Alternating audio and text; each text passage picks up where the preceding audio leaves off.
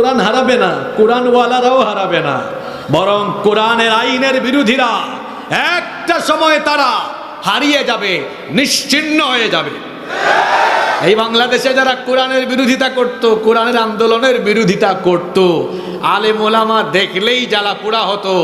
জুলাইয়ে ছাত্র জনতার পেদানি খেয়ে তাদের বাপের বাড়ি মামুর বাড়িতে পালিয়ে গিয়েছে। কোরআনের সাথে বেয়াদবি করে পৃথিবীতে কেউ টিকতে পারেনি, কশ্চিনকালেও কেউ টিকে থাকতে পারবে।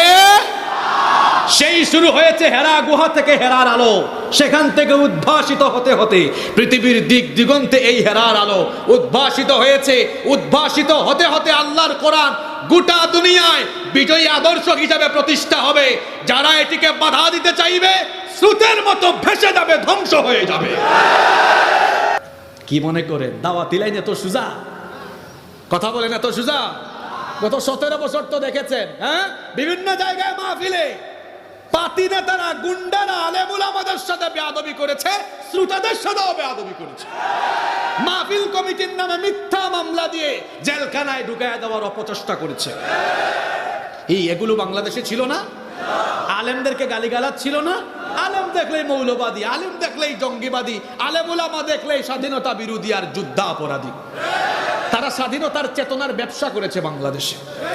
স্বাধীনতার চেতনার ব্যবসা করে মানুষকে স্বাধীনতার চেতনার ট্যাবলেট গিলায়া গিলায়া এই দেশের স্বাধীনতার সার্বভৌমত্বকে তারা ভারতের হাতে বিক্রি করে দিয়েছে।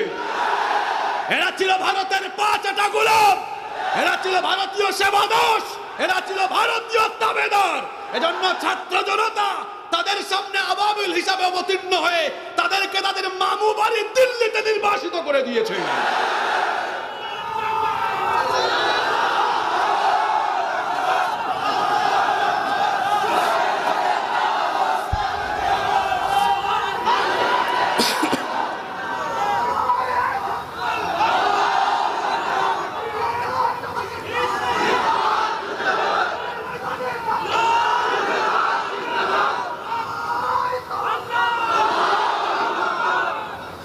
যদি আল্লাহ না করুন কোনো কারণে দুনিয়া থেকে চলে যান, নবীজির জামানায় তো কোরআনকে একসাথে লেখা হয় নাই, তো সব সাহাবীরা দুনিয়া থেকে, হাফেজ সাহাবীরা যাওয়ার আগে হাফেজদেরকে একসাথে করেন, আর যারা লিখে রেখেছেন তাদেরকেও একসাথে করেন।